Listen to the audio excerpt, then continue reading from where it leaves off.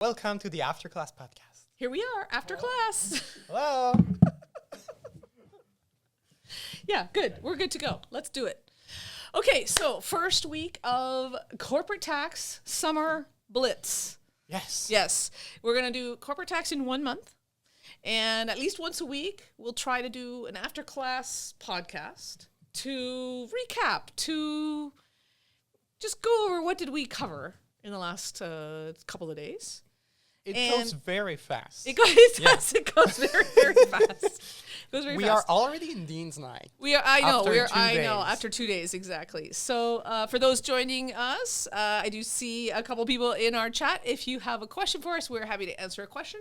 Otherwise, we just go through the class. So we started yesterday, and we started with starting a corporation, incorporating, and we had students go online to see how do you start a corporation, and they went to the CBCA, or one went to Quebec, and the idea there was just to say, okay, you really need to understand, like, you can just start a corporation by going online. I think it was fun just to see the students, like, half going to the Government of Canada website and the other half going to Quebec. Yeah. And no one went to, like, I don't know, Barbados or Caymans. Nobody tried to open Luxembourg. No, they did not. They did not try to open up a company in the Cayman Islands. Amazing. And so, like, the idea is to try to ease students into what is a pretty difficult subject. Yeah. So, I mean, corporate tax all goes back to, do you have a corporation or not? And the way to have a corporation, because it's a legal construct. I mean, it doesn't exist in nature. It only exists as a legal arrangement of some sort.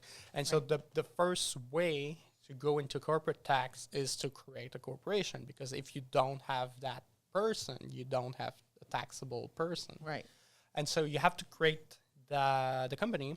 And by creating a company, you go into the statutes and you go into shares. Yeah, so you have to get into, okay, you can vote, you can get dividends. You get a share of the assets on dissolution. Right. But it's just paperwork. It's just paperwork. Yeah. And you've brought a whole new taxpayer into the world. Yeah. And it takes, what, like 10 minutes? Yeah. And $300? Yes, exactly. And you have a taxpayer. You have someone that is not you. Right. Who pays tax, who have rights, freedom of speech, all the full-fledged rights in the charter as a new person. And so you create this person, and you go into, okay, but who's the shareholder? What is the board? I mean, everything that goes into the life of this paper. Right. And so that's the first step. The first step is just creating a company. Create the company, right. And then we immediately get to a couple of foundational questions, and we try to get through those pretty quickly. You could spend weeks if you wanted to. You could spend classes talking about where is the corporation. So now that we brought it into existence, you would think, okay, now it exists. Where is it? Is it where I filed those papers? Is it where I paid that $300? Well, we're going to learn right away that no, it could be where you filed it, where you formed it, but it also could be something else. And we come right away to this common law concept of central management and control. And of course, from the case De Beers, right, which is this diamond company. Yeah, the diamond company, and that's a great case because it's so transparently outcome-based. Like, they just definitely want to tax this company in the UK. They just definitely want it, and they're going to say whatever it takes to make it be a UK company. And when you think back about this case, and you look into international taxation now about this debate between source and residence, it all goes back to the idea that we decided that the companies would pay taxes where they are resident. Right. But the court could have said you pay taxes where the source is. Yeah, or they could have said where the shareholders live. Yeah. Yeah.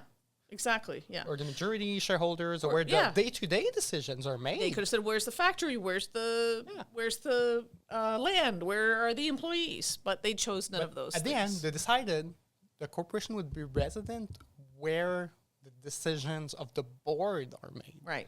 So all of a sudden, the board of directors becomes the big, important feature of a corporation, and then we're going to continue to look for the board of directors for this and that reason going forward. Of course, the board can be anywhere they want. Right. And I just thinking back at the beers, it seems so evident that the next step is just having the board meetings in South Africa. Yeah, it's so easy, right? It's so easy to get out. Just make those big decisions in the place where you want the residents to be. Yeah. Well, I'm guessing we are in what, like 18 something? Yeah, 96, I think it is. So going back to South Africa just to sign papers, probably not possible at the time. Good point. That's a good point. It's not like you can just jump on a plane and go do your meeting and then get back. If you go into a ship and it takes a week to get there to sign the papers and a week back, then it's a good anti-avoidance rule. That is a good point. That is a very good point. Yeah, it is an anti-avoidance rule. So it's interesting, right? Like the decisions that are made, we hang on to them 100 years later. Everything has changed, but we still have the same idea. Yeah.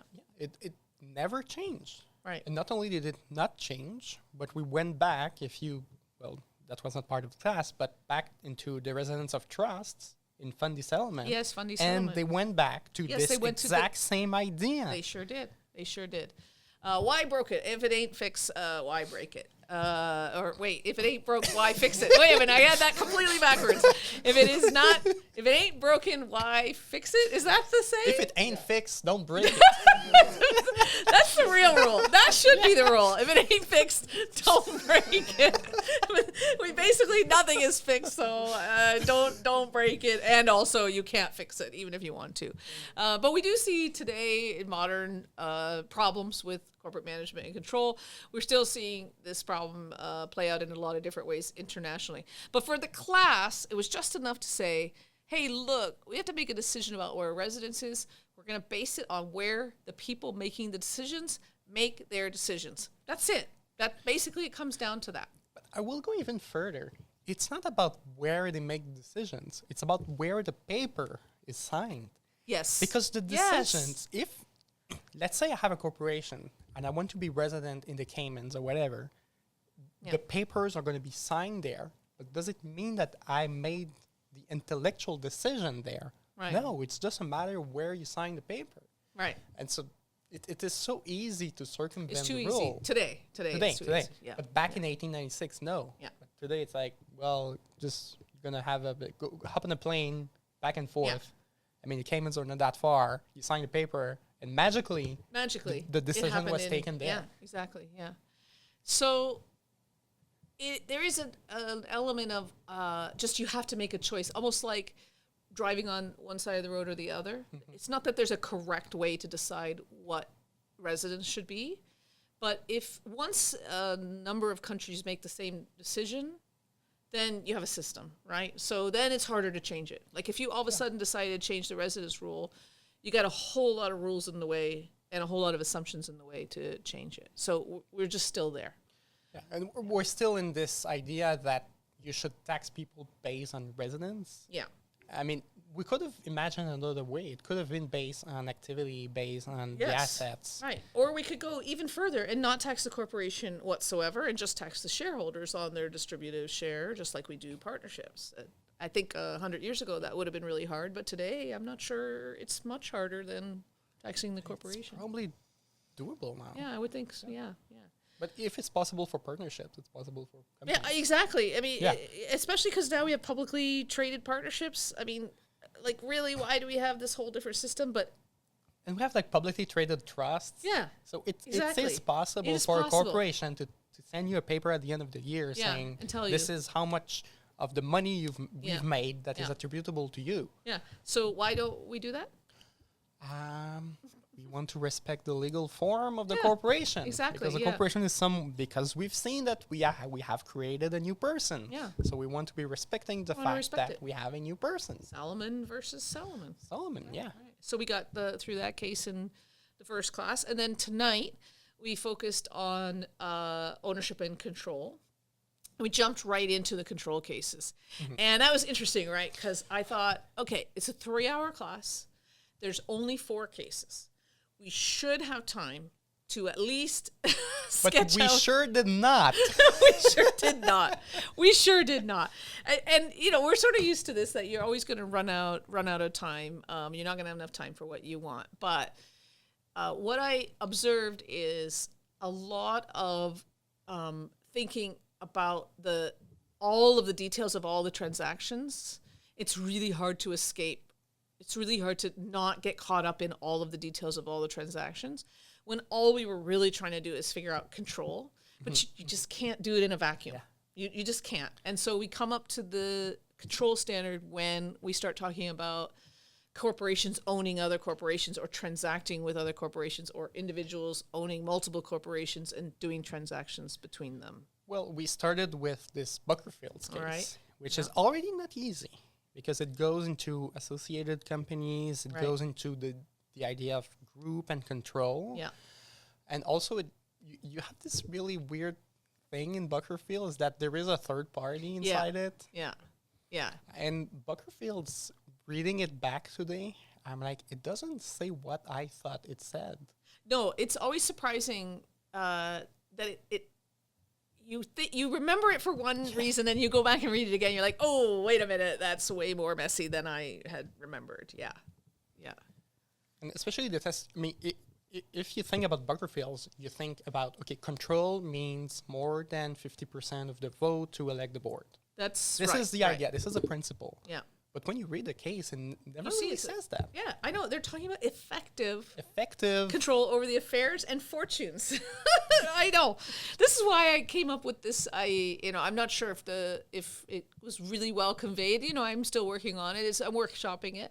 But this idea that it was a mistake to call this a de jure test because it is a factual test about who has effective control, and we see that as the cases unfold, that in fact struggling with what does it mean to have effective control over the majority of the board of directors. Well, it was exactly the trap that the Federal Court of Appeal went into in Dean's Night, where they are talking about effective control. Exactly. And it's interesting that you think it's in Buckerfield. It's not even in Buckerfield's. It's from Vike Simon in this other case. In the British American tobacco case. Yes. I know it, exactly. So it's really going back. And let's just think about it, though. Why is this the standard? So what are we trying to figure out? We're trying to figure out if one taxpayer should really be treated as the relevant taxpayer when things are being done by other taxpayers. That's the basic rule. So why does it matter who controls the majority of the board of directors? Why is this the standard and it's not just 50% by voter value, or even less? It could be 30% by voter value if there's no shareholder more than 10, right? If you go back to the accounting principles, I don't remember what is the word they use, but it's not 50, it's like 25, I think. Yeah, in exactly. the accounting rules. Yeah. To have influence, a notable influence over another company. Right. And so if you have enough votes to elect, maybe you cannot elect the board yourself, but you have so much influence that you will, in fact, effectively control. Have the control. Right. So here I struggle to come up with a clear rationale. Again, I think it's a rules of the road type of decision. It's like, okay, look, we're going to have a bunch of rules that it's going to make sense to fragment your activities, to assign them to different taxpayers. And we're mostly going to allow you to do that. And then we're going to stop you from doing that when. And you see the thematically when. When do we stop you from doing that? When doing so is trading losses amongst taxpayers, because it's really just wrong. You shouldn't be allowed, I should not be allowed to give my losses to you for money. And you use them against your income because those were my losses, not yours. Yeah, but you want to be able to use the losses if I acquire a company and I'm still running the company. Yeah. So you need a control test, and then you need a test about am I still running the company or I'm just using the losses. Exactly. So it's hard to express this in the corporate tax class because there's just not enough knowledge out there. So we have to just bring one little piece at a time. So we're working right now at the level of an abstract concept. Control. What do we mean when we say control? The jurisprudence has got us to this place where we have two standards in Canada. This de jure control and de facto control. Both tests do the same thing. They both look to who is directing the affairs of the affairs and fortunes of the company. One says only look in the legal documents to find them, the jury. The other says, look at everything, look at the universe to decide who's got effective control or influence or whatever words you want to use. So we're stuck with that abstract idea. But it is just true that we're going to see that the idea is abstract because we don't yet understand the mischief it's trying to prevent. And we'll see it better once we understand It's trying to prevent so many different things in the act. Yeah, We still use the control criteria. It's for loss trading. It's for the small business deduction, and a bunch of other any stuff. kind of income shifting. Yeah. Loss and income shifting. Yeah.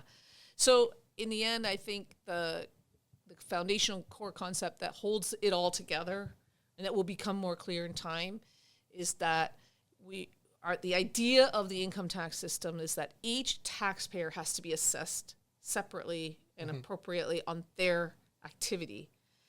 And so you have to make sure you associate the income and the loss to the right taxpayer. And this is very Canadian as well, because we could have decided that all related companies are just one economic idea. We could have, yeah.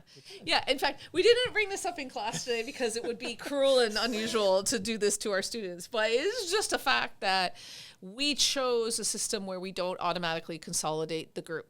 Yeah. And so, why? Why have we done this horrible thing? And so instead of doing that, we have all these all these law shifting rules that sort of permit and sort of prevent. Yeah, and you have this idea that can you actually shift the losses? Right. And CRA says if you do this, it's fine, but if you do this, it's not fine. Right, so right. really you can, but you can't. Yeah. It depends on Exactly. the legal format of And what instead, you're doing. tomorrow we could wake up and just have group consolidation and all of this would sort of go away. But we would have a different problem if we did that. So we'll see, and we will get that. We will get to the group consolidation idea later on in the course, which is to say in a week. But for now, I think just understanding that we're dealing with abstract concepts that we need in order to be able to understand the more concrete transactions that we're going to start seeing starting tomorrow. We need those abstract ideas up front, even though we don't quite have enough to understand them yet. But they'll become more clear in time. Do you want to talk a bit about Dean's Night? Well, sure, you could. Yeah, why not? Okay. Yeah, Dean's Night. Yeah, okay. Why not? So it started with Duha. And Duha is before the GAR. I think it's an important point to make. No GAR, yeah. Is that at that point there is no GAR. That's right.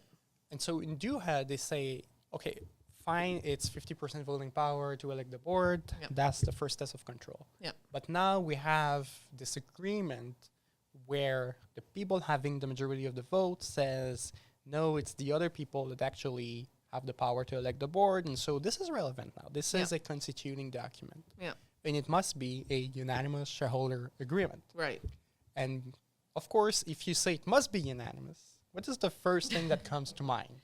I just need to bust the unanimity. Yeah, just not make it unanimous makes it's no longer a constituting document that is part of the control test. Yeah. And this is what happens, of course, in Dean's Night, where you have Dean's Night, a company that used to make vitamins and supplements and stuff like that. It was called Forbes, and then it's Dean's Night. There was some sort of Medtronic in there at some point, or something. Medtronic. Oh, no, that's something else. Okay. And Dean's Night, the company changed its name 100 times. Yeah, it really did, yes. And it was FMTI at some point or something. Yeah, because it went to the TSX and it changed back. And actually, Dean's Night is still a corporation that exists, but it's not Dean's Night. It's not the same Dean's Night. That's right. And so everyone is called Dean's Night, but it's not the same. Right. And Dean's Night is called a million things, but it's the same. So very confusing.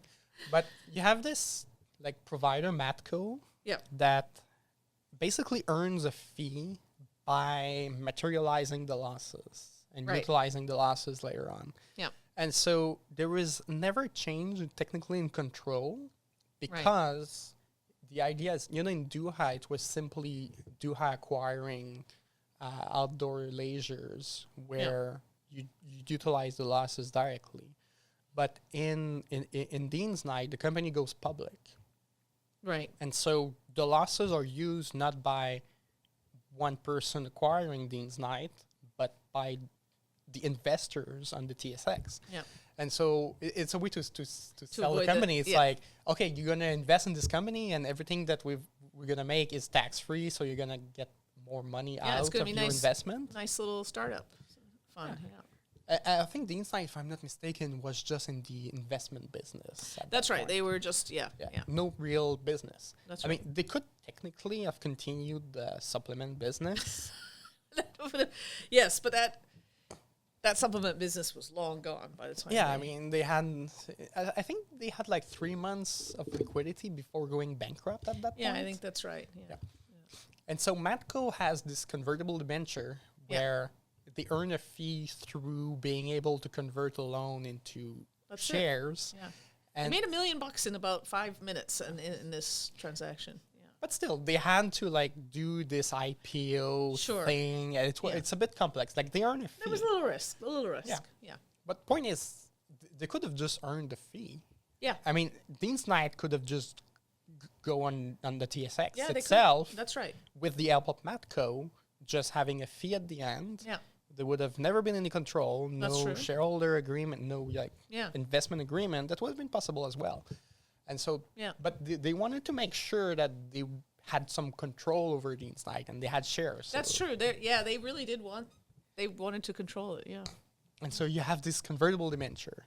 That means there is an ownership. But of course, it's below 50 because they don't want control. But also, they want to make sure that Dean's Knight and the other shareholders are not doing anything funny with the company. Yeah. So they signed this investment agreement Right. saying that we have to agree on anything you do. We have to say yes It before was you do deeply controlling agreement. Yes. Yeah. Like nobody could do anything without the permission of Yeah. this facilitator, Matco. If you look at the agreement, Yeah. they had to decide anything. I mean, Yeah. not just electing the board, but like even the day-to-day decisions, it had to pass through Matco. That's right. Yeah. Yeah. But of course, the problem is if we just sign this agreement, Yeah. it's a unanimous shareholder agreement. Yeah, And exactly. now we have a change in control, cannot use the losses. Yeah. So what do we do? Bust it. Bust the deal. Yeah, I had, what was it, like 10 shares? I feel like it was like $10. Yeah. I can't remember, but it was like one tax lawyer, $10. Yeah. No more And unanimity. it was a tax lawyer through a company to a numbered company Yeah. getting some shares Yeah. of Dean's Knight. And so this company is not part of the investment agreement. Right. So it doesn't really make any difference. Right. Because The rest of shareholders can do anything they want, but it's not a universal shareholder agreement, so it doesn't change. and so even if you say no, I mean, what are you going to do? You have like 10 shares. Yeah. Nothing. And so because of that, and I think that this practitioner on this company was also on the board of Matco. was the Yeah, practitioner. actually, Yeah. yes, it was. Was it? Yes, absolutely. They So were all. it was in on it clearly all together. prearranged, Yeah, for sure. preordained, Preordained. preordained. I mean, but they were all working together to make it. They're all make it working happen. together, Yeah. but because it's not formalistically on the paper, Right. they are not working together. Right. And Which so, just shows us the problem with our test. yeah. And so the Federal Court of Appeal, it's like, yeah, but there is actual effective control, and Yeah. they're trying to like wiggle around Yeah. the test to Yeah. say, if you look at it on the face, it's like it's so clear that you try to Yeah. avoid the common law test. Right. That's it. You're not even avoiding the Not act. avoiding the statute. The statute just says control. Yeah, you're avoiding Doha printers. That's right. You are right. avoiding the test in Doha, which was so easily predictable that someone was going to do it. I'm sure they started planning the second Duha's ink hit the paper. Yeah. And so you go to the Supreme Court, and the Supreme Court is like, let's apply the GAR, because they don't want to revise the test from Doha, because if you revise the test and it's no longer a unanimous shareholder agreement, Right. then what is it? And what is it? And exactly. if you say effective, it goes back to de facto, and we don't want de facto to be part of the de jure test. For reasons. Yeah. But so that is exactly right. Like for reasons. Like what are these reasons? Like the word is control. The court, all the court is doing here is interpreting the word control. Someone at some point seized on the idea that it must be formal control in specified documents. And why those documents and not others? Well, there's some reasoning in one of the cases. It might be in Buckerfield's saying, well, these are the documents that that can't be changed. Like that's the constating documents are the constating documents. Yeah. And then the universal shareholder agreement is a legally recognized in the corporate law. It's corporate law that's determining And this. also for unanimous shareholder agreements, on the public records, like on the Registre des Entreprises or on the Canadian one, it says if there is a unanimous shareholder agreement. So if you become a shareholder of this company, you know there is this constituting document. You're on notice, right? So you're part of it. And they just carefully structured around all of that. And then, showed that like, okay, well, you made this decision that control, this word by itself, means this legalistic, formalistic, constating document type control. Then you expand it to include the USA for the reason you just gave, and you distinguish it from the type of control that has those extra words added about indirect, indirect, in any manner whatsoever.